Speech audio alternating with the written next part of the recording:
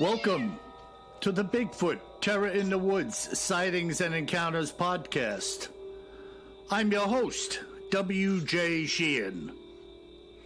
Greetings to all of you, and thank you for once again taking some time out of your busy day to join us on what is going to be a fantastic show.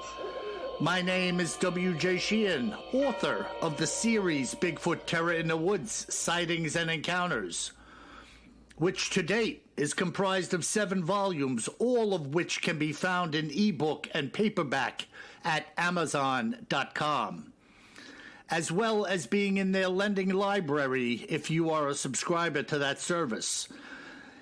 In addition, Volume 6, 5, 4, and 3 are also in audiobook at Audible, iTunes, and Amazon, with the others to follow as time permits. So please purchase a book for yourself or a friend and help us in the production of our podcast.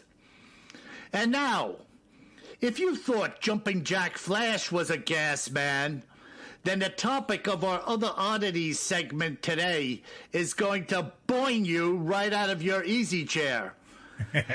And with that, here is my co-host and brother, Kevin. How we doing today, Kev? I'm doing great, Bill. How about you? Super duper. I'm chomping at the bit for this segment. And just so the people know, we're focusing mainly on Bigfoot and other cryptids, but sometimes we're just going to dig into some weirdness. And we're out there on the cusp of it today with this story. We are. This is, it's probably a little early for Halloween, but it is kind of a Halloween-like episode. Yeah, okay, man. I guess you're locked and loaded.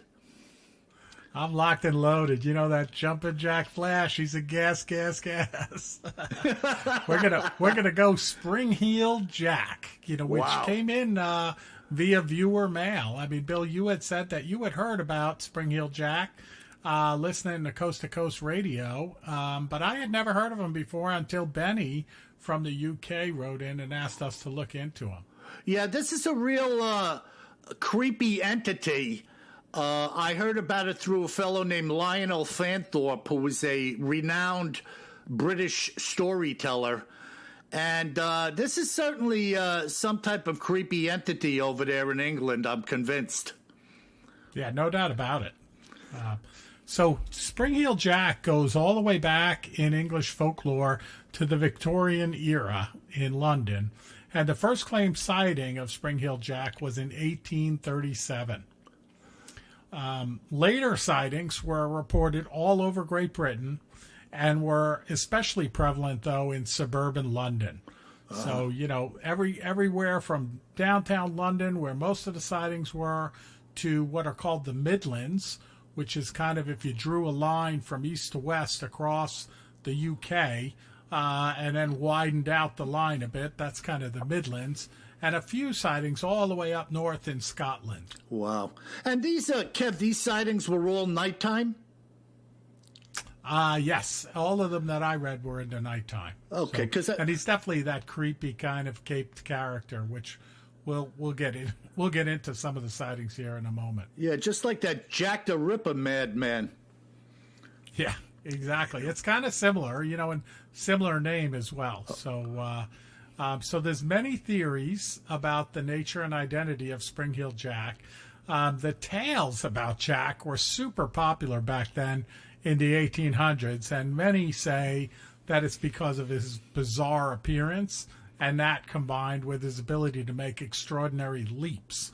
So, of course, the Spring-Heeled description was about jumping like crazy. Wow, that's unbelievable. Yeah. What a bizarre thing.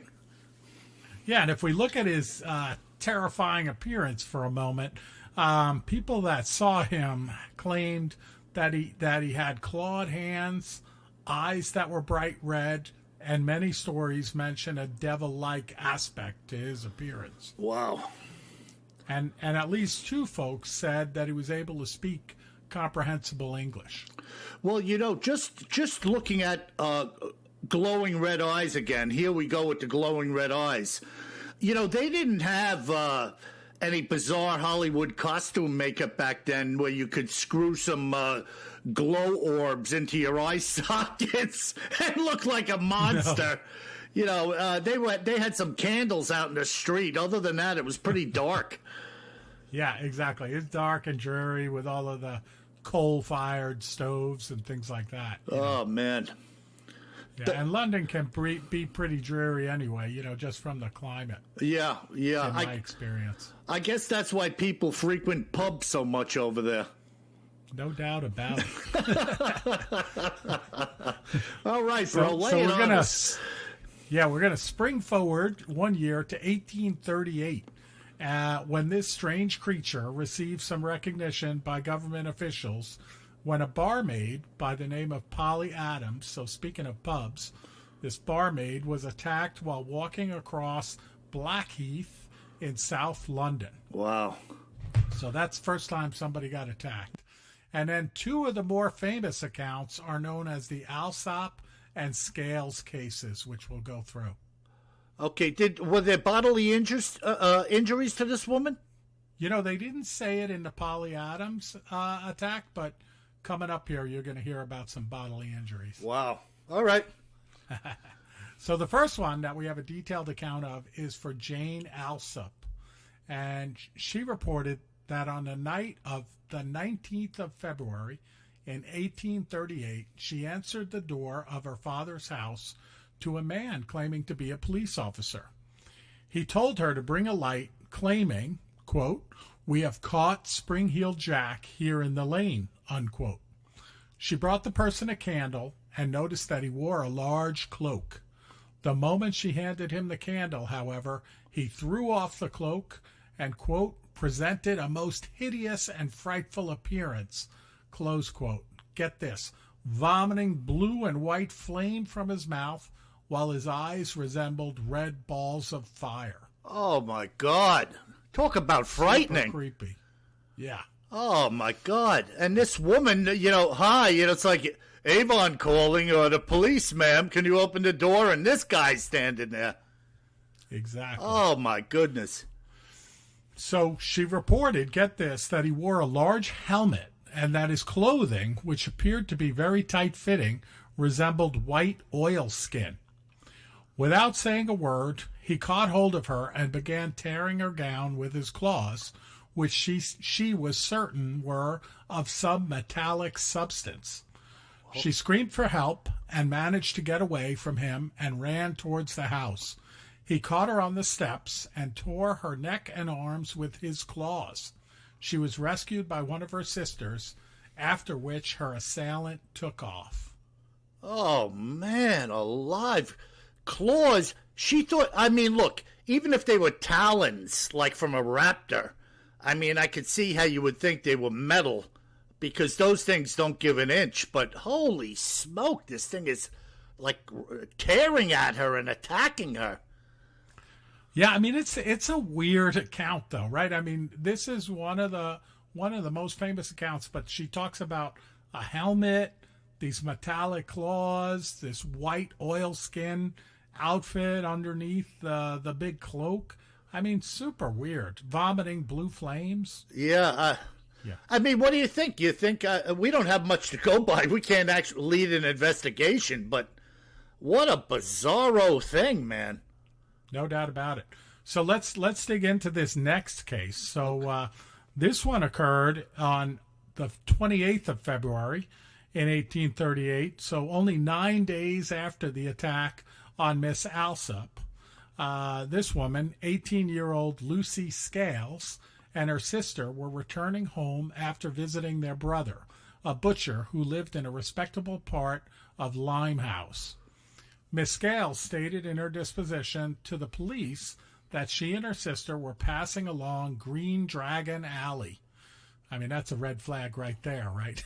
Oh, it's Green Dragon Alley. What the hell? How did that get its name? I'm like, whoa, watch out for Green Dragon Alley. But anyway, back to the account. They observed a person standing in an angle of the passage. She was walking in front of her sister at the time, and just as she came up to the person who was wearing a large cloak, he spurted, quote, a quantity of blue flame, unquote, in her face, which deprived her of her sight and so alarmed her that she instantly dropped to the ground and was seized with violent fits, which continued for several hours. So I guess she got so terrified she had these fits. Oh my God! What's with the which blue? Is reasonable, yeah. Right? What's with the blue flames spewing out of this thing's mouth? I don't know. I mean, again, if we don't go down the path of supernatural, which I'm not suggesting, or demonic, maybe they had, put something in their mouth, right? Some kind of fuel, right? And spit it out and lit it on fire or something like that. Well, yeah. There's attributes of this that are certainly appear to be demonic. And then there's attributes that sound like it's somebody dressing up like some horrifying superhero. Well, yeah. I mean, what if the claws were gloves with claws built into metal them? Tips, right? And what if the blue flames were like some type of lighter fluid being spewed out in like a magician type of style and something igniting it? Yeah, that's exactly what I was thinking. Yeah, it's very, very odd, though. I mean, of course, not being there, we're just guessing, No, but I mean, if you were a murderer or, a rapist or something preying on women, you're trying to scare them, first. Yeah, kind of disabling them with fear. I don't know. Right. Definitely well, this terrifying, is though. Yeah, this is some type of demon from hell or some crazed lunatic. But let's continue and see what else we have here. Yep. So her brother, right after she's screaming, her brother added that on the evening in question, he had heard the loud screams of one of his sisters moments after they had left his house, and on running up Green Dragon Alley, he found his sister Lucy on the ground in a fit, with her sister attempting to hold and support her. She was taken home, and he then learned from his older sister what had happened. She described Lucy's assailant as being of tall, thin, and gentlemanly appearance, covered in a large cloak and carrying a small lamp or bullseye lantern similar to those used by the police. The individual did not speak, nor did he try to lay hands on them, but instead walked quickly away. Every effort was made by the police to discover the author of these and similar outrages, and several persons were questioned, but all were set free. Huh. Very, very strange. Now, where do we go with the bizarre leaping ability? Yeah, I don't know, right? I mean,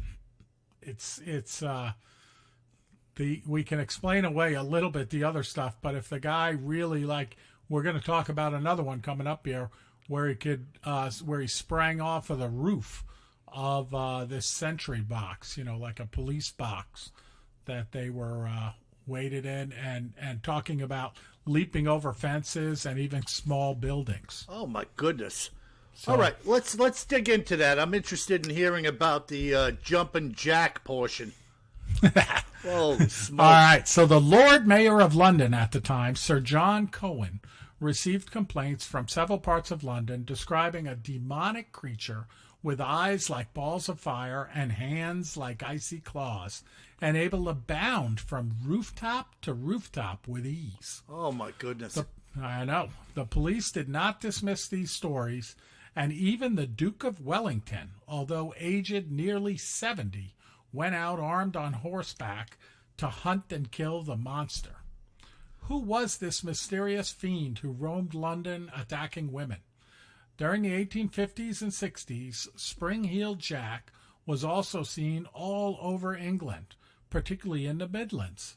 The army in 1870 set traps to catch him after scared sentries reported being terrified by a man who sprang to the roof of their sentry box.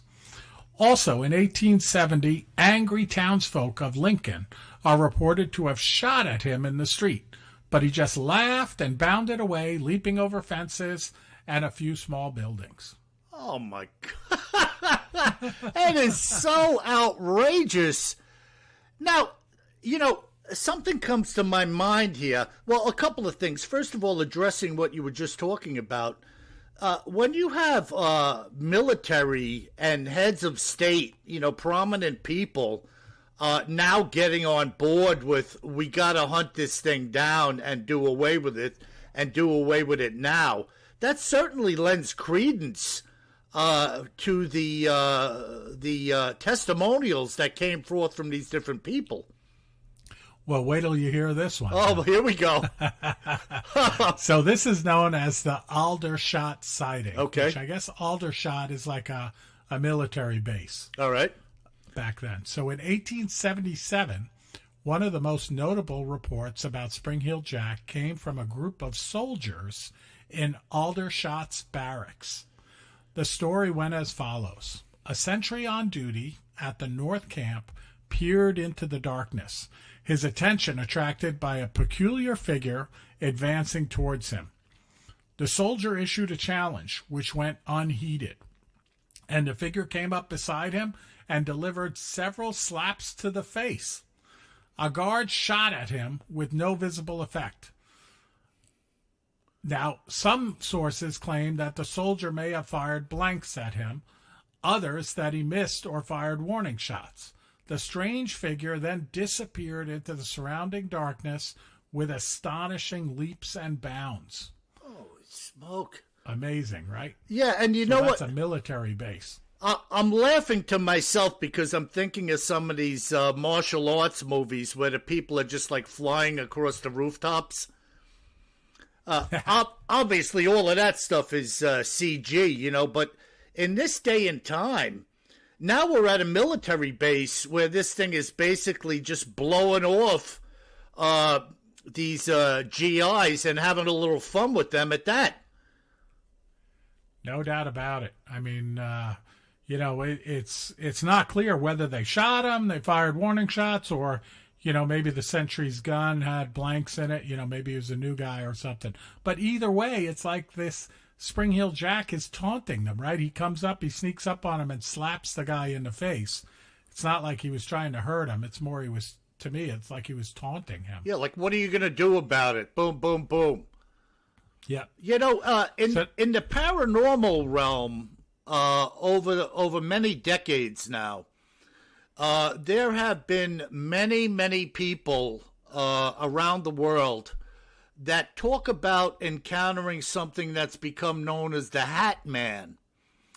There are two figures in the paranormal realm, and I'm talking like ghost hunters, things like that, that comes up again and again. One is the Old Hag, and the other one is called the Hat Man, which is like a tall, slender figure, many times seen with a hat on, and this like black coat and tails.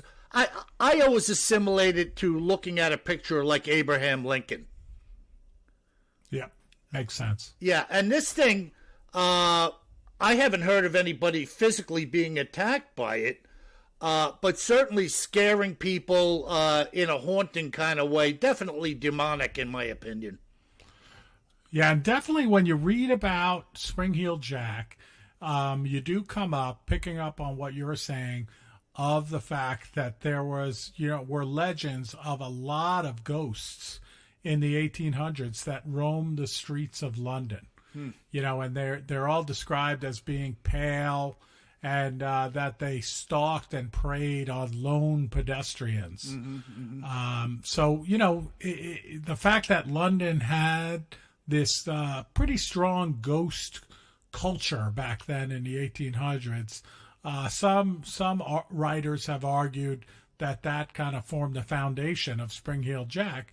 But, in these accounts that we talked about, you hear of physical injuries being caused, which, I'm not a ghost hunter or by any means a ghost expert, but I didn't think, ghosts were cutting people with, steel claws and things like that. No, now, listen, again, I'm speaking from my own background. A demon can certainly do physical harm. Right. Something in a ghost-like form cannot, because it doesn't have a physical body.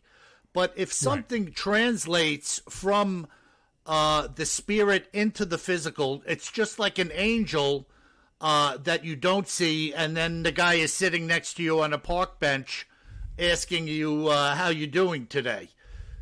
So these two sides of the coin, good and evil, have the ability to transform from one state to the other and back again, which is something pretty much incomprehensible by most of the people in the world.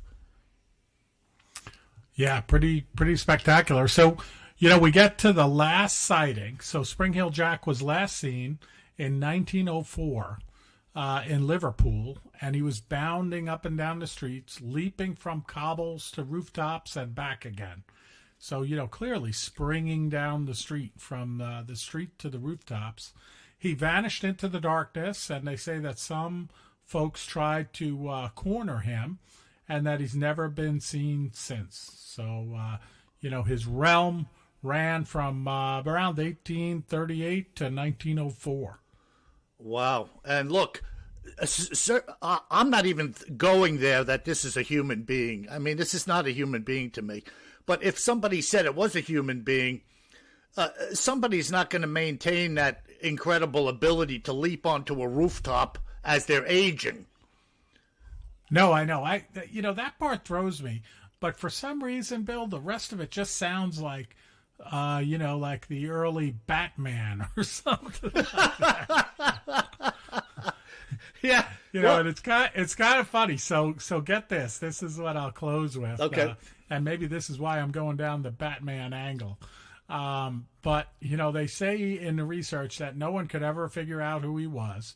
But throughout the time of Spring Hill Jack, suspicion rested with an eccentric young marquis, the Marquis of Waterford.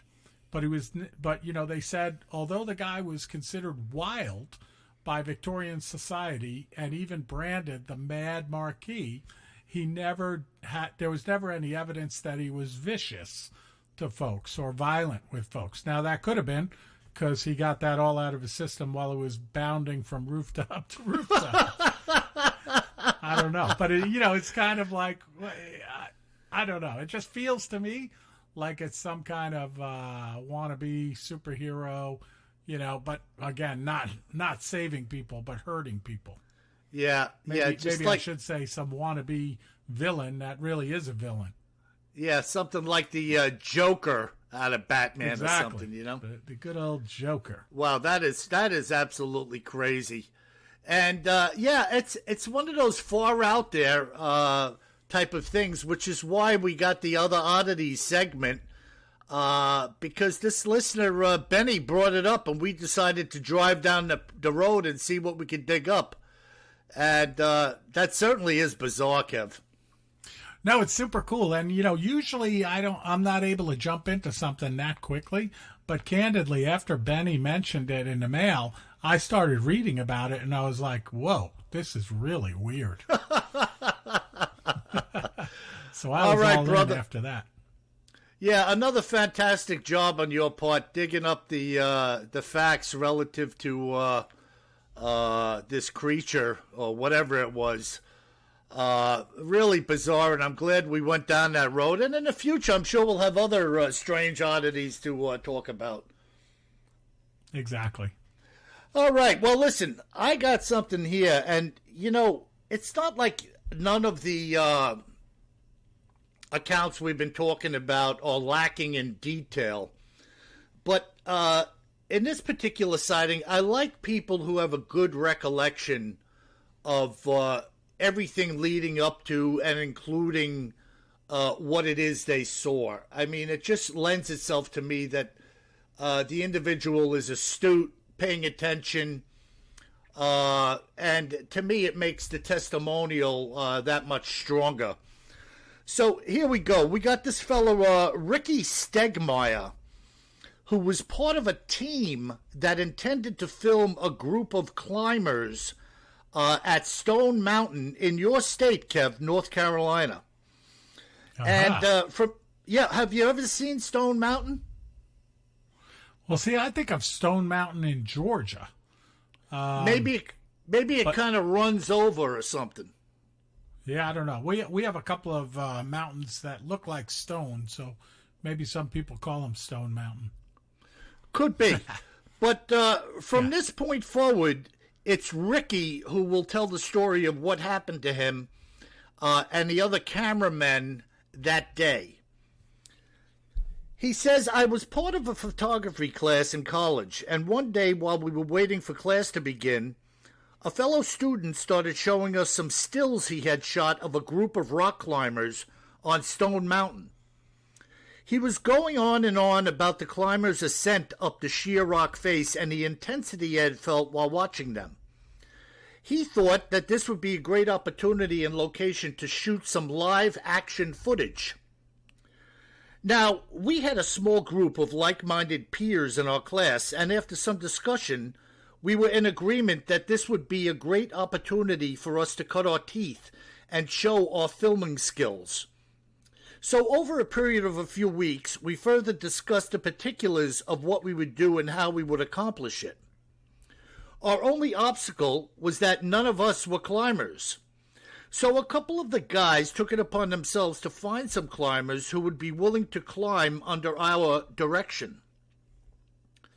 This actually turned out to be quite simple. And after we had spread the word, we were able to easily find some locals who were more than happy to assist us in our effort. Stone Mountain is a 600-foot tall granite outcropping, which is said to have formed over 300 million years ago when magma forced its way upward through the Earth's crust. This upheaval formed an approximately 25 square mile area of igneous rock, which forms the edge of North Carolina's mountain range. The sides of Stone Mountain have been deeply grooved over millions of years by water running down its sides from the top, with these grooves appearing like deep wrinkles in the otherwise smooth surface of the dome's face. After a few weeks passed since we had committed ourselves to the project, we met and teamed up with 3 of the climbers, 2 guys and a woman. We decided that we would go to the dome as a group in order to scope out the area for things that might be worthwhile to film, as well as mentally preparing ourselves for setting up the shoot. The climbers had told us that there was a trail called the Stone Mountain Loop, which may be of some interest to us, following up by saying that it was quite treacherous and not for the faint of heart. Now, when you start talking treacherous, you start talking about a great filming opportunity. The following week, we got together for a hike and were immediately confronted with some formidable warning signs. This area contains hazards associated with rocks, steep slopes, and cliffs. Injury or death is possible. Stay on the marked trail. Now, I can only speak for myself, but that was quite the warning. Nobody had said anything about potentially dying here today. Having read the sign and understood its potential ramifications, we commenced the hike. The trail begins going up, up, and up, and we had started our ascent through the forest. And when you finally break out, you find yourself in a field of gigantic slabs of granite. According to my pedometer, we had climbed about a mile, and from this vantage point, there were absolutely magnificent views as far as the eye could see. It was simply breathtaking. Our mountaineer buddies told us that if we were to continue on the trail, we would be in for a real treat, and on their lead, we continued. A short while later, we were approaching Stone Mountain Falls, a waterfall that descends some 200 or 300 feet from the top of the dome, which was an absolutely fantastic sensory experience.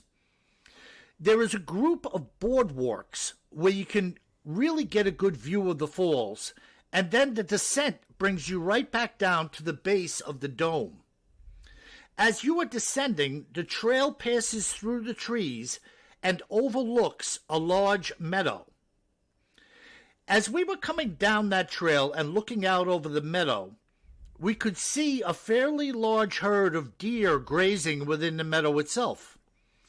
And having circumnavigated the dome, We put our heads together in order to devise the best plan for positioning ourselves to film the climbers on the face of the wall. 2 days later, we had beautiful weather as the team approached the base of the dome.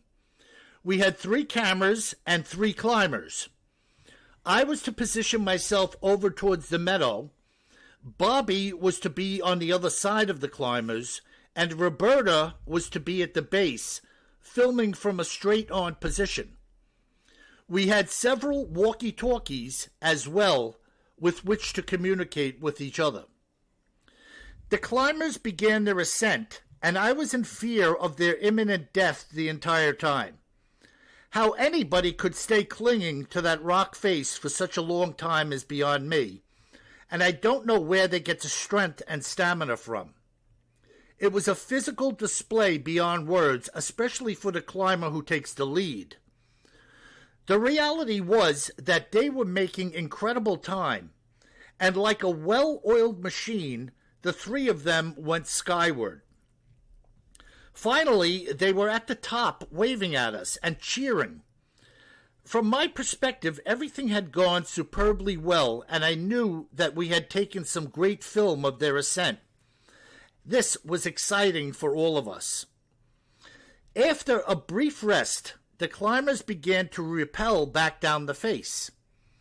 I was standing there, camera in hand, when I heard some commotion off to my left, which sounded like some type of animal squeal, though I couldn't pinpoint the noise exactly.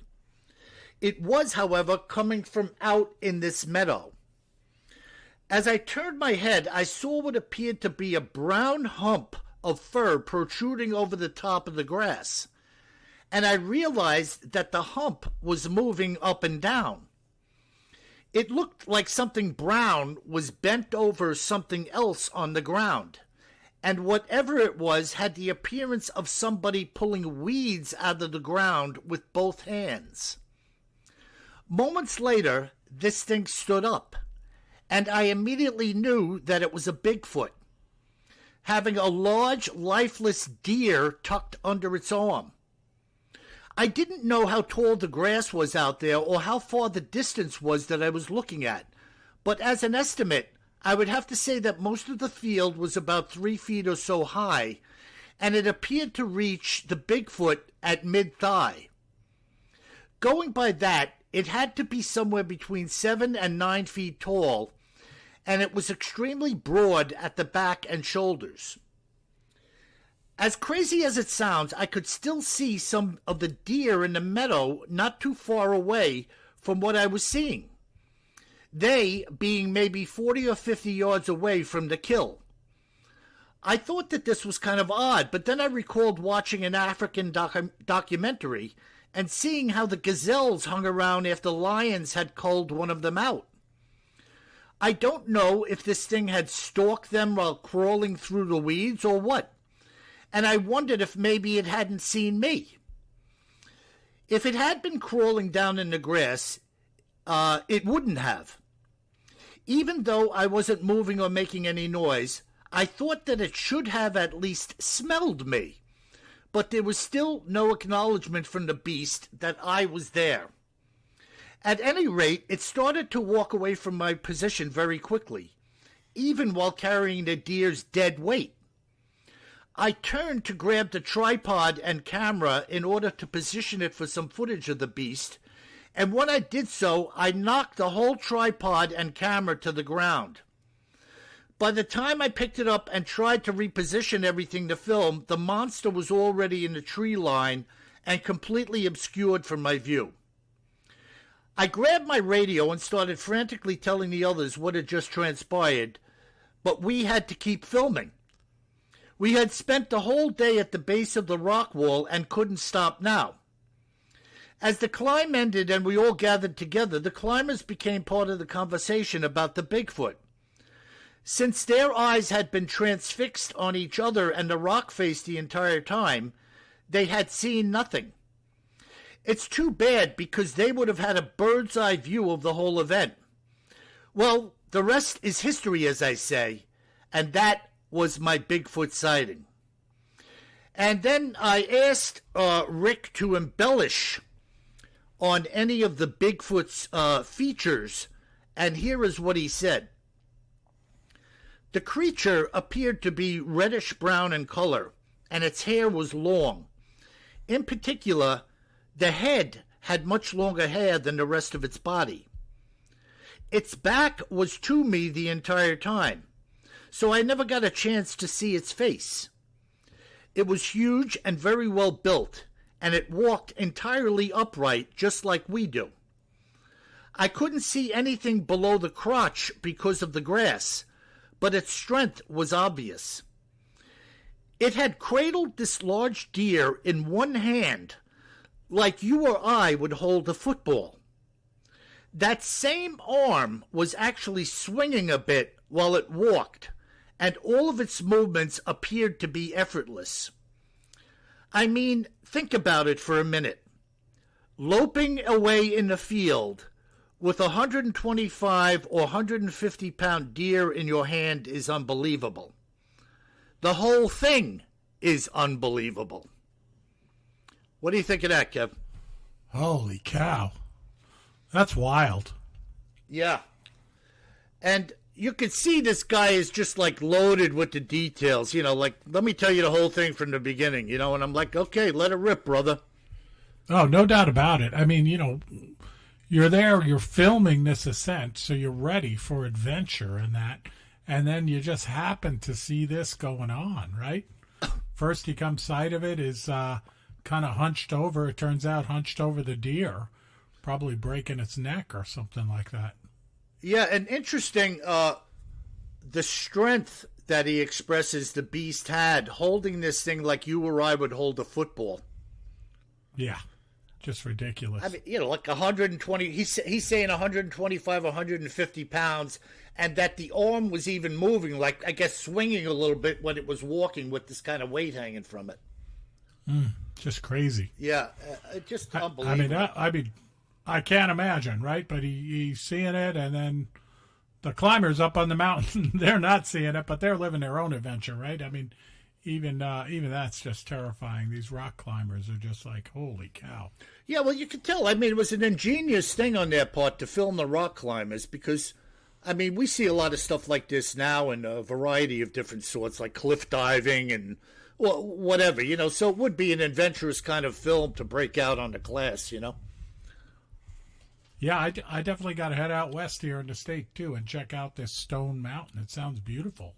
Yeah. The waterfall and everything. Yeah, he said, and his description, he gives us a little bit of the scientific background on what this magma forcing its way up through the Earth's crust, forming this, and really, he's calling it Stone Mountain, but if you caught him, it's only like a few 100 feet tall. Yeah, we have the small mountains here in North Carolina.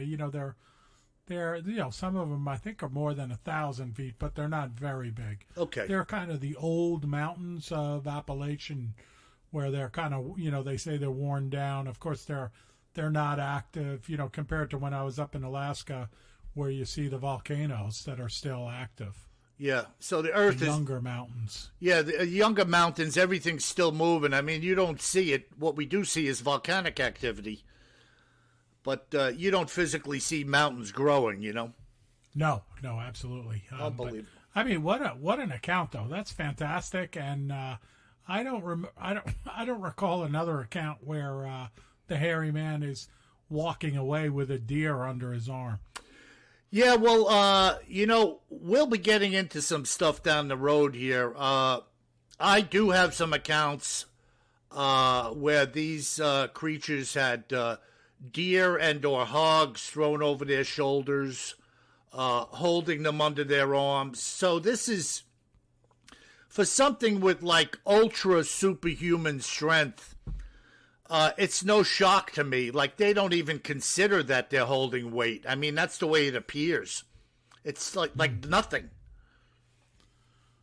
Spectacular. Great account. Yeah.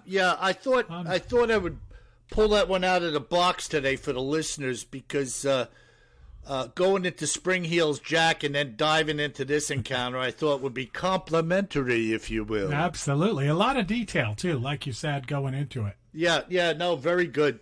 So that's a wrap on that one, Kev. That's excellent. What do we got from our listeners today? Anybody writing into us?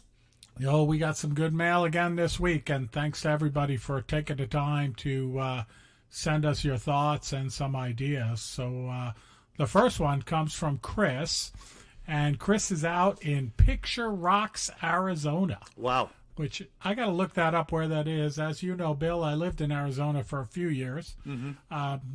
I don't recall Picture Rocks, though, but it's a big state. Mm-hmm, mm-hmm. But Chris says, great show. You should check into sightings out here in Arizona, particularly in the White Mountains and up in the Mongolian Rim. I don't know if it's supposed to be Mongolian or Mongolian, but it's written Mongolian. Okay. You guys are the best. Sincerely, Chris in Picture Rocks, Arizona. You know, first of all, Chris, thanks for chiming in with us. And that's what it's all about, folks. You know, you may think there are tens of thousands of people contacting us, and why should I bother?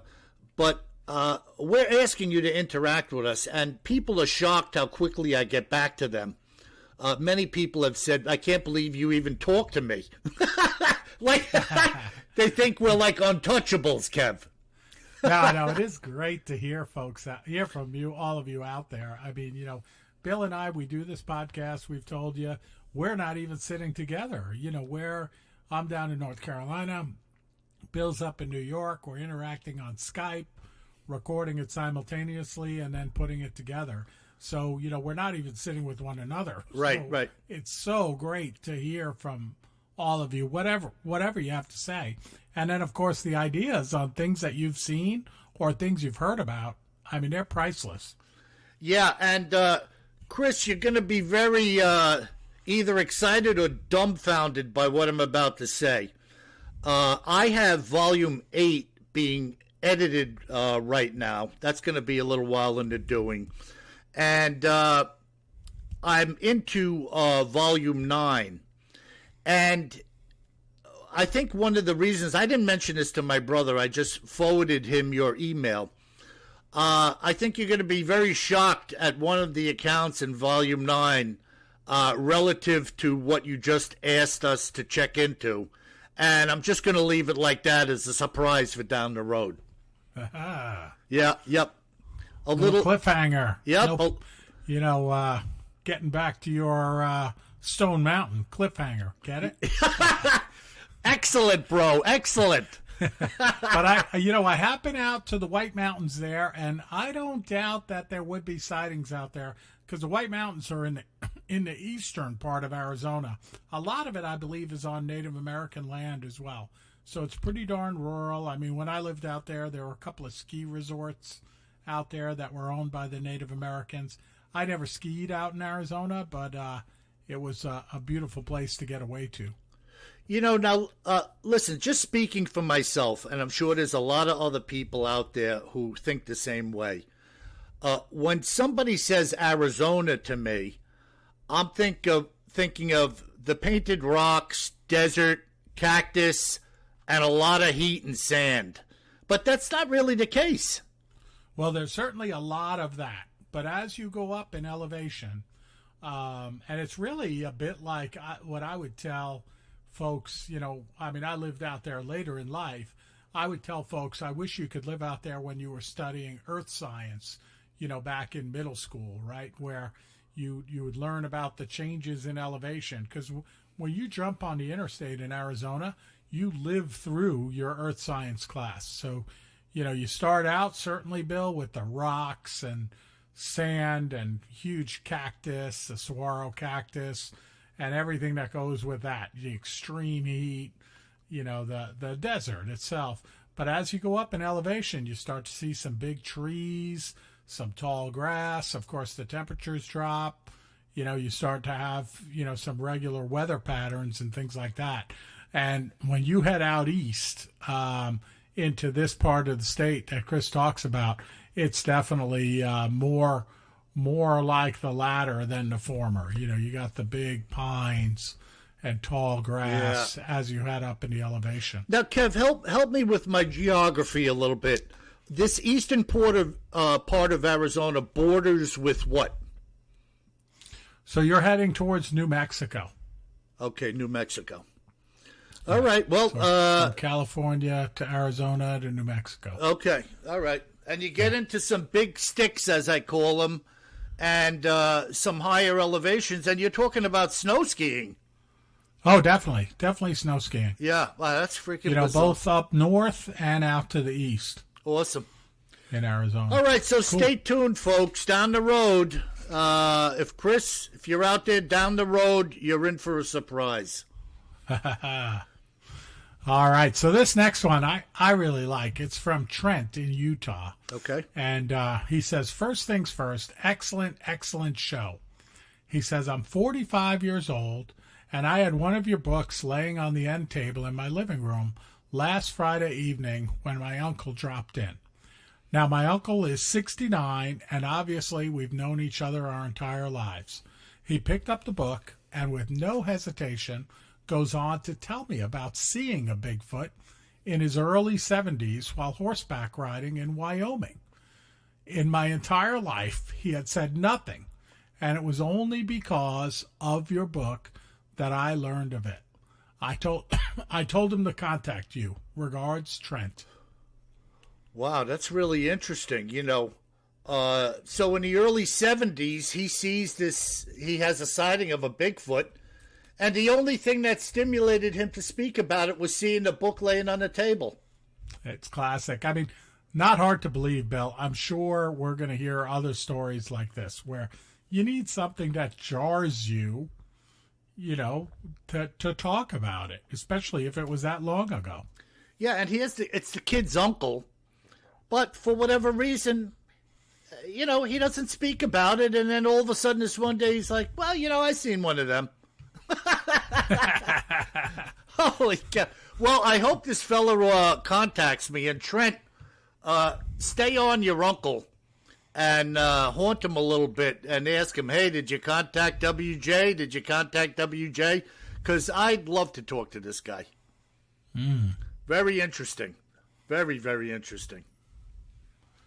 Okay, very brother, cool. what do you got? Right, we're going to go to Eastern Europe, to Annette in Lithuania. Holy smoke. And she says, as you probably know already, the Russian government is reopening the Dyatlov case for further investigation. But who knows what, if anything, can be trusted when the government gets involved. Do you have any evidence of such creatures attacking humans? With love, Annette. Very interesting. Annette, there are loads and loads of incidences, if you believe them, of people being attacked and or assaulted by Bigfoot. And there are plenty of people out there who believe that, and I've heard the term used, kidnappers going back hundreds of years, that these things are responsible for taking humans. Again, my feelings on this are you got the good and the bad, just like you do with dogs or anything else. Some are more vicious, some are more docile. But I've said it before and I'll say it again. My opinion is that if you see Bigfoot and walk away, you had a good day. I don't espouse to being in close quarters with these creatures to find out whether it's a truth or a lie that they will attack you. But something that big, it's an uncontrollable situation. You may be sad you entered into it if something like that occurs in your life. Yeah, no, and I think of it, Bill, as, the question you posed, being more animal with human-like characteristics. And like you mentioned with the dog, like any animal, there's some that are in a good place and they're not going to attack you without being provoked. And there's some that are in a bad place that may attack you for whatever reason. Right? Who knows? Yeah, Kev, you look at your nice dog, your lab. beautiful, loving, mushy kind of dog. You know, your typical home dog, family dog. And I have known people that have had other animals like yours that were just out and out vicious against anybody other than their owners. So what causes that to happen? I have no idea. Yep. And even my little beast, as docile as she is when she knows you, when folks come to the door, wow, does she have a big bark. I mean, it shocks me sometimes. I'm like, whoa. Yeah. But like a good lab, you know, her world centers around food. So I tend to think, you know, she's worried somebody's coming after her food bowl. Well, it could be. It could be. That's a fantastic tale. And thanks again for writing into us, Annette. Appreciate it. And I just want to go on the record, Bill, and that says, but who knows if anything can be trusted when the Russian government gets involved. I want to go on the record as saying, I trust everything the Russian government does. I second that. That was my brother laughing, not me. Yes, I second that. I trust them wholeheartedly. Unbelievable. Our next note comes in from Bert in Maine. So we're up in the northeastern part of the United States. He says, I've read all of your books several times. Of course, he's up in Maine. It's freezing cold and really dark up there. So. He says, I really appreciate what you're doing, and now the podcast. Wow. I also once came upon a deer in northern Maine that had its front legs broken, was torn open in the belly, and its intestines and liver were missing. I don't believe the kill was more than a day old when I found it. This matches perfectly with a couple of the accounts you had recorded in my state. Excellent job on the part of both of you, Bert. Wow. And Bert's brother is no doubt named Ernie. Hey, Bert. Hey. Hey, you know something? Interestingly enough, I had a hunter tell me at some point, talking about Bigfoot attacks in, I think it was Wyoming, maybe Idaho. Anyway, he commented on the removal of certain organ meat from a carcass, which he said to me was the most nutritious part of the animal. And it's kind of weird that he says the legs were broken, which is a typical attack that I've heard about on an animal, breaking the leg and then breaking the neck. And the fact that these particular portions of the innards were gone. Also interesting, too, that he doesn't comment on anything else being damaged on it, like chewed at or gnawed at or clawed at, and saying it appeared to be, what, about a day old, he said? Yeah, no more than a day old. Yeah, well, you know, and here we go again. He is a guy who, if you believe what he says, is able to judge what something looks like a day old or a week old in the woods. I couldn't tell you. No, I know. Definite hunter, right? Yeah, I mean, how do you identify when something's no more than a day old? I wouldn't know, you know. Very bizarre. Very bizarre. And thanks for chiming in with us, man. That's just incredible. Also, to that fella, what was his name? Bert? That was Bert, yeah. Ernie's brother. Yeah, Ernie's brother. How could I forget? Bert, if you're listening to this podcast, I'd like to talk to you a little further about that. So please get back to me, and we'll get together for a little conversation, if you don't mind. Yeah, send us a note, Bert, at BigfootTerrorInTheWoods.com. Yep. Fantastic. Man, these freaking... We're really getting... we're really heating up here with some of this listener mail. We're getting some good listener mail, Bill, and we're going to go to our last note for the week. And I'm not sure how to pronounce this. I think it's Paula, Paola, in Guatemala. Well, in Spanish, people with that name, they call each other Paola. Oh, so it is Paola. Yeah. Okay. And some people say Paul, almost like a boy's name, Paul. It's like a loose rendition of that. But of course, we look at it pronouncing everything in English. And but anything is good. They would answer to that if you said that to them. I was thinking Paola. Isn't that where the radio DJs used to get paid to play the records? You may be right. All right. Well, let's go to Paola in Guatemala. Okay. And we'll assume it's a she. I really enjoy your show. My grandfather, who was a coffee farmer, was run out of the hills by what we call Sisamito in the 1950s, a huge hair-covered man-like monster. When he and some other men returned with weapons, his coffee sacks were broken and scattered, and his burrow was never seen again. Thanks for what you do, Paola. Wow. Yeah. Holy cow. I mean, what the heck? I mean, this guy is a coffee farmer in Guatemala in the 50s? Yep, exactly. I mean, he must have been like walking around the rolling, vegetated hills of the country and had this thing. I don't know what it did. Did she say... Go through that again. Did she say it assaulted him or ran out at him? Well, it says that he was run out of the hills by what we call Sisamito in the 50s. And then I guess he was unarmed, right? He's picking coffee. Yeah. And when he and some of the other men returned with weapons, everything was destroyed. When he left it was good. And when he came back, everything was broken and scattered, and his burrow was gone. Wow. I mean, listen, here we go again.